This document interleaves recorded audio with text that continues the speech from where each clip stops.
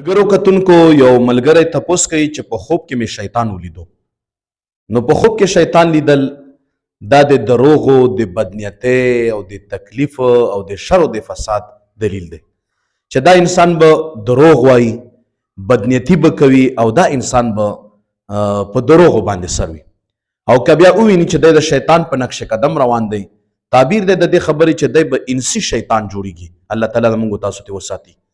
او که وویني چې شیطان ورته یو کار نه وي او دی د هغې مخالفت کوي، شیطان ورته یوې خبرې نه وایي، دی د هغې مخالفت کوي، نو رب ذوالجلال به دی د شیطان د طریقو نه ساتي او الله تعالی به دله د شیطان په مقابله کې طاقت او قوت ورکوي. نو او که وویني چې شیطان سره دی په جګړه باندې دی او شیطان پې غالبه شوی دی، الله تعالی دې موږ تاسو ته وساتي، نو شیطان تابعدار به وي. او که وی کتل چې شیطان یې راغورځولی دی، دی پې غالب شوی دی، نو په حکمونو د شیطان باندې به دی غالب کیږي او الله تعالی به دله په شیطان باندې بری ورکوي. نو دا یو خوب و تاسو په وړاندې ما ذکر کړو. الله پاک مو ډېر خوشحال او کامیاب کړي.